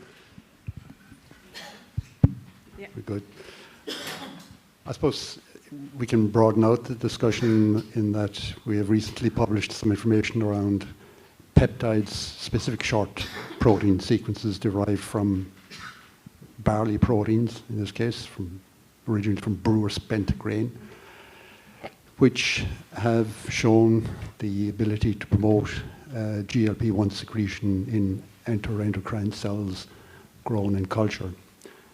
And in addition, we could demonstrate that these peptides were resistant to assimilated gastrointestinal digestion protocol. And along with that, these peptides could be shown using a cell-based model, a CACO2 cell-based model. These peptides could be shown to be transportable across the epithelial membrane. So we believe this is quite interesting information. The next question will be, can it translate to in vivo? And if we can have non-drug-based components that could potentially promote, for instance, GLP-1 secretion, I think it's quite exciting. Thank you. Did you have questions here in the front row? Hi, Audrey. This is for you. So we know the benefits of olive oil at vegetarian diet, and thank you for that amazing presentation. I'm just wondering, when you go to a supermarket and you have so many options to choose from, like you could have a $5 or €5 olive oil bottle and a €20 olive oil bottle. And then just to go back to your studying the effect of Mediterranean diet in the Mediterranean region versus studying it in Ireland, do you think there are some shortcomings if you had to study it here and the sources of olive oil that you could get in Ireland versus what you have over there from the farmers there, Well, unfortunately, I didn't study the Mediterranean diet in Mediterranean countries, but a lot of the olive oil or extra virgin olive oil that we get here is imported from those countries. So, and to answer your question in terms of cost, I go for the cheapest home brand extra virgin olive oil because the nutrient value is comparable. So I don't go for the expensive brands from the expensive, olive growing regions. I go for the cheapest brands, and that's work actually we did in Australia as we competed. We looked at brands against each other in the lab, and the cheapest brands came out just as comparable as the more expensive brands. So, in terms of cost, that perception that's there around those $20 bottles of oil, or the more processed nuts, whatever. If we bring it right back to the basics and the principles, you can achieve cost for cost. Wine then? And well, wine, I'll leave that as in terms of preference. If I can just add, like as she said, the cheapest between the extra virgin oil, because if it is the other ones that they don't have the extra virgin in the beginning or they are mixed, that one's there's not in the question. Yeah. Good afternoon, Manuel Lopez Bernaza from the Department of Agriculture. Thank you so much for those talks. They were really, really good, very interesting. So just one comment about the first question. I can't let that pass on, as you can imagine. Research is funded by the government, the Department of Agriculture, and there is also agencies like Research Ireland, Enterprise Ireland, that fund research based on scientific excellence. And that must be recognized. Research is not only done by big companies. Also, I just want to say that every 2 years the department funds about 30 million in research in food, agriculture, and climate change. And for 2025, the food part, which I am responsible, we got 30% of all that funding. So I was able to secure 30% of all that funding for the food research. And I think that's important to actually acknowledge, know, and recognize. Now, I would like just to ask a question in relation to the center, because where do you situate yourself? As Department of Agriculture and Food, I'm interested in what you're doing. Brian, I love what you're doing. You know, I presented your paper a few months ago. So are you food? Are you nutrition? Are you health? Where do you situate yourself? Because this is a space that is very, very vague. And where are you going to get the funding? At the start, Alan Donnelly was talking about capacity to build more. And my question is, where are you going to build more? And how much capacity? Thank you. Thank you for coming today. And we're delighted to hear that you've secured 30% of your budget for food, so we'll be all applying. I suppose we're in our early stages in terms of, well, food research has been going on in UL for years, preceded many of our appointments here. But I suppose there's a quantum of us now doing research across, as Catherine said, bench to bedside or farm to fork to flush, that, we were brought together. We said to ourselves, let's come together and look at, transferability, look at where we can collaborate around answering the complex health and societal challenges from various angles. So we see ourselves, I suppose, we presented yesterday, at the core of life sciences, and we straddle the mechanistic work right through to the applied work. So we have people working, at the bench, but we've people working in the applied clinical settings, in community and population health. And so we really feel we can value add to that life sciences strategy, that we don't sit in one, we really connect across it all and add value to it. So as a collective, we can offer a lot in terms of the work that we're doing in the lab, but also translating that out into healthy populations, but also into clinical populations as well, and also influencing public policy and also government research strategies. We really feel that we're well positioned now as a group to look at that collectively. I think Board B, I know, are kind of positioning themselves very much over the next 5 years in the sustainable nutrition space. That's their tagline for where they want their presence to be. And I met with people from Board B the week before last, and of interest to me, they've absolutely no dietetic or nutrition expertise within Board B. They get it in on a consult basis when they need it.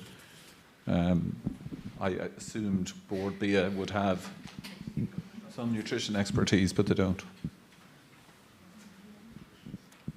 Are there other questions from the floor? Anya. Question for you there, just out of interest. So I suppose partly in my head, I wonder how effective are public health guidelines. We would all like them to probably be more effective than sometimes they are. And you talked about having, toolkit and the anti-obesity medicines being part of that toolkit. And your treatment in a lot of your kind of clinical settings are, maybe some extreme examples. What are your thoughts on the use of anti-obesity meds in more of what we might call the general population, even though the overweight and obesity incidence in the general population is rising? Do you still think that some of the tools other than the anti-obesity medications, can still work and should still be the first point of action as opposed to moving to a medical route? I think time is going to deliver what you're alluding to. So there is a feeling within the obesity field that we're at the, like blood pressure in the 1970s. So in the 1970s, we had very crude treatments for blood pressure. People were told to relax. People were told to, do certain, the lifestyle plus crude medication.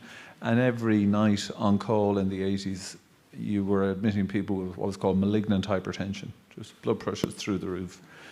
And then gradually we got better treatments, ACE inhibitors, ARBs, calcium antagonists, alpha blockers. Treatment wasn't in hypertension clinics in the hospital, it was GPs all comfortable with the prescribing and treating much lower levels of high blood pressure. I think that's where we now have severe and complex obesity. We have the beginning of medication that will help address it. It's in hospital clinics mainly still, although it's getting mainstreamed through social media. I think in 20 years' time, we'll have a range of treatments. GPs will be prescribing, and people with BMIs of 27 and 29 and 31 will be starting on treatment, and we'll be saying there used to be a thing called severe and complex obesity. That's where it's going. Are there any final questions? We've one more here. Oh, sorry, we'll take two. So do you want to go over here first and then to here? Hi, please. Thanks for brilliant presentations. I suppose I just wanted to really make a comment more about the non-nutritive sweeteners. I thought that was really brilliant to have that focused in on. I'm a dietitian working with patients with type 2 diabetes and run group education programs for them. And I feel like this is an area that has maybe been overlooked a little bit. I feel from the patients I've worked with that they've had significant improvements in their health when they've reduced things like diet drinks or sweeteners in their teas. And I do think it's an area that, from working with a lot of people living with type 2 diabetes in the general population, I feel like there's a confusion around it, and a lot of people see diet sodas as an equivalent to water, and that is what we notice in the group program. So I suppose I really wanted to highlight and say thank you for highlighting that, because I've seen that on the ground the last, I suppose, 9 years since I've been working with people with type 2 diabetes, and I feel like it's, it was just brilliant to have it highlighted today, so thank you. Thank you. You have the last word. Have you ever came across the patients who has autoimmune disorders with the GLP medication or something? A patient who has developed autoimmune problems on the treatment? Yeah, I mean like who already has an autoimmune disorder, because recently who has taken the COVID shot, they have been triggered for the autoimmune disorders. Yeah. So patients like that who has like 10 years, doesn't have any autoimmune disorder, has triggered for the COVID shot, and then they have undergone for the medication with the GLP or something, or like. So I haven't come across GLP's use in that. I mean, the main side effects of GLPs are GI, the nausea, the constipation, sulfur burps, kind of rotten egg burps. Recently at high doses, the GLPs have been caused a painful skin, hypersensitivity skin. So there are, and about 30% of people stop because of side effects, but I haven't seen it as a trigger or a treatment for autoimmunity. But what is the effect on the iron and KT cells? Like, if the autoimmune disorder people has this, how could be like it will be flare up, or it will be like less? Theoretically, it could flare. You know, you are restoring the immune system, and for some people, if they're going to have an autoimmune condition, they might be better equipped to have an autoimmune condition in terms of their immune engine, but that hasn't been seen in the clinical trials. The studies haven't highlighted an increase. Now, patients with underlying autoimmune conditions will have been excluded. So when we went to the pharmaceutical industry with, oh, look, it makes psoriasis better, have a look in your studies, psoriasis excluded from all the studies. And the pharmaceutical industry wanted nothing to do with our observation that it was regulating the immune system, because that was a threat to their patent window if it was suddenly an immune modulator. So they wanted nothing to do with it. Both of the patient, I mean like one patient has the same diseases like psoriasis and diabetes. You have like autoimmune disorder, the psoriasis and the type 2 diabetes, both of them in one patient will be like flare up the iron KT cells, or like it will be down in the lane. It improves it restores iron KT cells and improves the psoriasis. Okay, thank you very much to everybody. I'd like to acknowledge the support from the HRI represented by Alan Donnelly here today, but also in particular Justina, who has been a wealth of support to the Food, Diet, Nutrition Group, and Goretti. So thank you to those.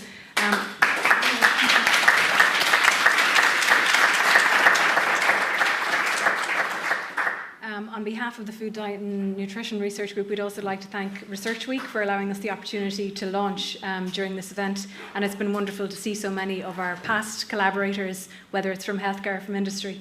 And today really was about the beginning of the journey for the collective. So as has been outlined by our speakers, many people have been working in this space for a long period of time, and now we have an umbrella to come together under, and we're really looking forward to working with our healthcare industry and community partners to drive forward the agenda of food, diet, nutrition collaboratively. So thank you all very much for coming, and I hope you get out to enjoy some sunshine for the evening.